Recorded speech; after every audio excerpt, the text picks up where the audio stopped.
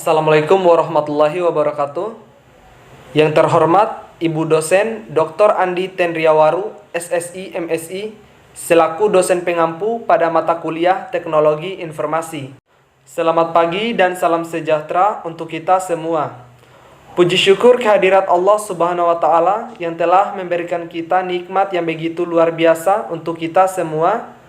Dan tidak lupa juga salawat dan salam kita haturkan kepada Nabi besar kita, Nabi Muhammad Sallallahu Alaihi Wasallam.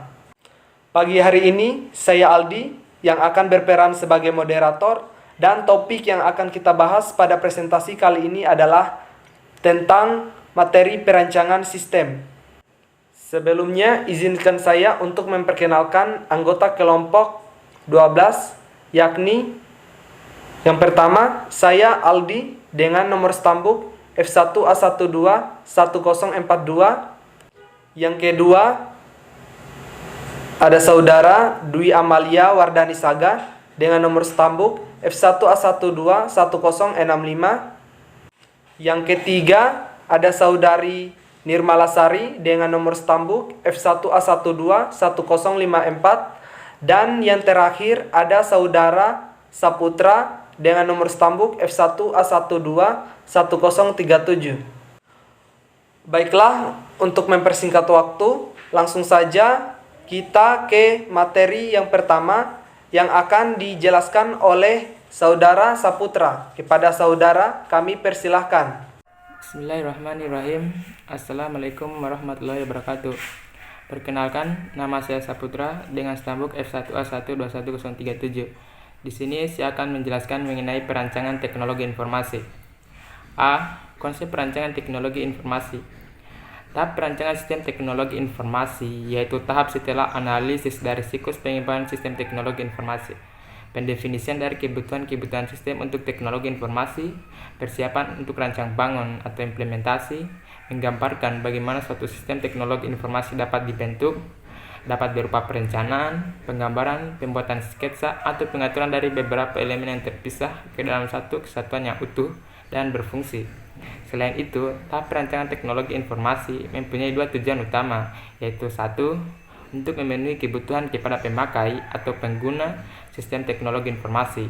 Dua, untuk memberikan gambaran yang jelas dari rancang bangun yang lengkap kepada pemrogram komputer atau programmer dan ahli-ahli teknik yang terlibat, lebih condong pada desain sistem teknologi informasi yang terperinci. Perancangan sistem teknologi informasi terbagi menjadi dua. 1. Perancangan sistem teknologi informasi secara umum. 2. Perancangan sistem teknologi informasi secara terperinci atau fisik, yaitu perancangan sistem teknologi informasi yang memberikan gambaran jelas atau rancang bangun desain yang lengkap kepada pemrogramer. Perancangan jaringan pada langkah-langkahnya yaitu 1. Membuat segmen bidang usaha berdasarkan geografis, departemen, bangunan, lantai. 2. Membuat sebuah model LAN. 3. Mengevaluasi LAN untuk menentukan apakah mereka cocok untuk setiap segmen di seluruh usaha. 4. Interkoneksi segmen-segmen jaringan. Perancangan komputer. Dalam hal ini harus memperhatikan pengelompokan komputer baik mainframe, mini komputer, atau mikrokomputer. Tekanan-tekanan perancangan. Perancangan sistem informasi harus memperhatikan sejumlah tekanan desain, force design, yakni seperti 1. Integrasi, 2. Jalur pemakai, 3. Tekanan persaingan, 4. Kualitas dan kegunaan informasi, 5. Kebutuhan sistem, 6. Kebutuhan pengolahan data, 7. Faktor-faktor organisasi, 8. Kebutuhan biaya efektivitas, 9. Faktor-faktor manusia, dan ke-10 kebutuhan kelayakan. Selanjutnya adalah bagaimana membuat sistem dan program. Terdapat 7 langkah yang harus diperhatikan, yakni 1. Perencanaan. Perencanaan adalah membuat semua rencana yang berkaitan dengan proyek sistem informasi. Selain itu, terdapat poin-poin penting perencanaan yang perlu dibuat dalam membangun sistem informasi, yakni 1. Facility study, 2. Budget, 3. Sumber daya, 4. Cakupan atau scope, 5. Alokasi waktu. Yang kedua adalah analisa. Analisa adalah menganalisis workflow sistem informasi yang sedang berjalan dan mengidentifikasi apakah workflow telah efisien dan sesuai standar tertentu. Analisa biasanya dilakukan dengan 1. Ikut terlibat dan 2. Wawancara. Yang ketiga adalah desain. Desain adalah langkah yang sangat penting dalam siklus SDLC karena langkah ini menentukan fondasi sistem informasi. Kemudian terdapat 2 jenis desain yang dibuat di langkah ini, yaitu desain proses bisnis dan desain pemrograman.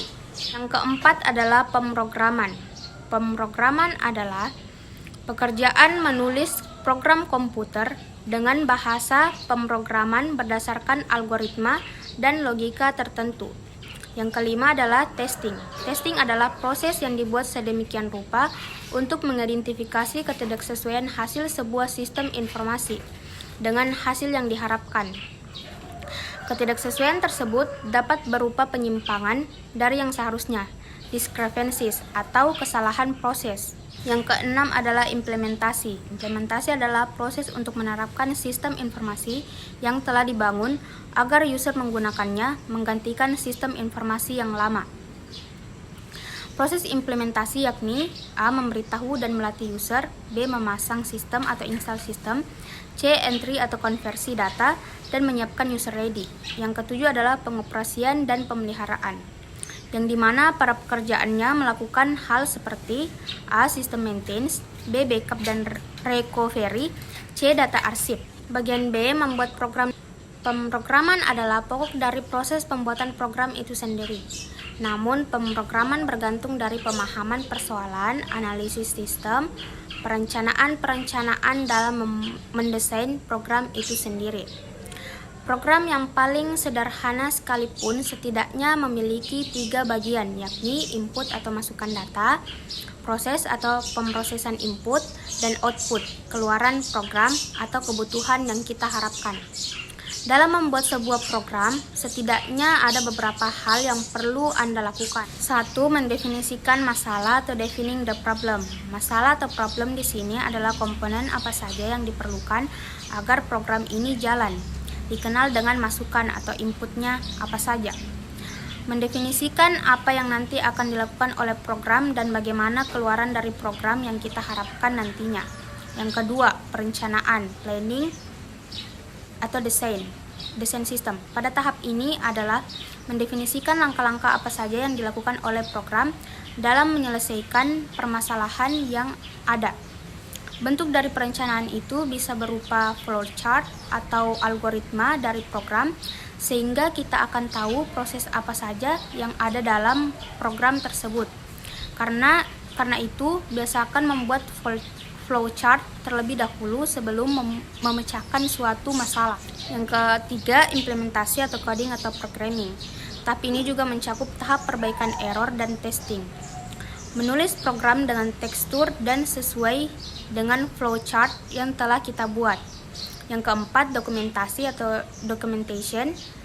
Setelah tahap coding selesai, sangat disarankan bagi Anda untuk membuat semacam dokumentasi. Tambahkan komentar-komentar pada program Anda dan bukukan program yang akan Anda buat. Yang kelima, testing. Terdiri dari unit testing, integration testing, validation testing, dan system testing. Yang keenam, operasional dan maintenance. Pada tahap ini sebenarnya bagaimana program yang telah kita buat dan testing ini bekerja sebagaimana mestinya, update program, menyelesaikan bug yang tidak ditemukan pada saat testing, serta pengembangan yang dapat dilakukan dengan program tersebut. Yang ketiga, pengembangan sistem lifecycle. A. Pengembangan sistem lifecycle. Pengembangan sistem dapat berarti menyusun sistem yang baru atau menggantikan sistem yang lama secara keseluruhan atau untuk memperbaiki sistem yang sudah ada. Sistem yang sudah lama perlu diperbaiki atau bahkan diganti dapat disebabkan oleh beberapa hal, di antaranya yaitu perlunya pengembangan sistem. Yang pertama, adanya masalah dan tidak beres. Yang kedua, pertumbuhan organisasi. Yang ketiga, peluang. Yang keempat, instruksi. Selanjutnya mengenai pihak yang terlibat. Pihak yang terlibat yang pertama ada pengguna, yang kedua ada manajemen, yang ketiga auditor, yang keempat analisis sistem, yang kelima desainer sistem, yang keenam programmer, yang ketujuh desainer web, yang kedelapan operator. Selanjutnya siklus hidup sistem atau System Life Cycle, System Development Life Cycle atau SDLC, siklus hidup pengembangan sistem dan System Life Cycle atau siklus hidup sistem. Dalam rekayasa sistem dan rekayasa perangkat lunak adalah proses pembuatan dan pengubahan sistem serta model dan metodologi yang digunakan untuk mengembangkan sistem-sistem tersebut. Konsep ini umumnya merujuk pada sistem komputer atau informasi. SDLC juga merupakan pola-pola yang diambil untuk mengembangkan sistem perangkat lunak yang terdiri dari tahap-tahap. Yang pertama dari rencana atau planning, yang kedua analisis, yang ketiga design, yang keempat implementasi atau implementation, yang kelima uji coba atau testing, dan yang terakhir adalah pengelolaan atau maintenance. SDLC adalah tahapan-tahapan pekerjaan yang dilakukan oleh analisis sistem dan programmer dalam membangun sistem informasi. Langkah yang digunakan meliputi: yang pertama, melakukan survei dan menilai kelayakan proyek pengembangan sistem informasi. Yang kedua, mempelajari dan menganalisis sistem informasi yang sedang berjalan. Yang ketiga, menentukan permintaan pemakai sistem informasi. Yang keempat, memilih solusi atau pemecahan masalah yang paling baik. Yang kelima, menentukan perangkat keras atau hardware dan perangkat lunak atau software. Yang keenam, merancang sistem informasi baru. Yang ketujuh, membangun sistem informasi baru. Yang kedelapan, mengkomunikasikan dan mengimplementasikan sistem informasi baru. Yang kesembilan, memelihara dan melakukan perbaikan atau peningkatan sistem informasi baru bila diperlukan. Kemudian materi selanjutnya tentang dari ide ke algoritma dan algoritma sampai ke program. Dalam bahasa Indonesia, kata algoritma diserap menjadi algoritma. Algoritma adalah urutan langkah-langkah yang logis dengan penyelesaian masalah yang disusun secara sistematis dan logis. Kata logis merupakan kata kunci dalam algoritma. Langkah-langkah dalam algoritma harus logis dan harus dapat ditentukan bernilai salah atau benar. Yang pertama, ide ke algoritma. Dalam beberapa konteks, algoritma adalah spesifikasi urutan langkah atau ide-ide untuk melakukan pekerjaan tertentu. Pertimbangan dalam pemilihan algoritma adalah: pertama, algoritma haruslah benar. Artinya, algoritma akan memberikan keluaran yang dikehendaki dari sejumlah masukan yang diberikan. Algoritma yang baik harus mampu memberikan hasil ide yang sedekat mungkin dengan nilai yang sebenarnya. Ketiga adalah efisiensi algoritma. Efisiensi algoritma dapat ditinjau dari dua hal, yaitu efisiensi waktu dan memori. Begitu juga dengan memori, semakin besar memori yang terpakai, maka semakin buruklah algoritma tersebut. Dalam kenyataannya, setiap orang bisa membuat algoritma yang berbeda untuk menyelesaikan suatu permasalahan. Walaupun terjadi perbedaan dalam menyusun algoritma, tentunya kita mengharapkan keluaran yang sama.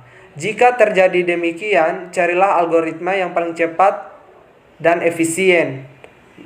Kemudian melaksanakan algoritma berarti mengerjakan langkah-langkah atau ide-ide di dalam algoritma tersebut.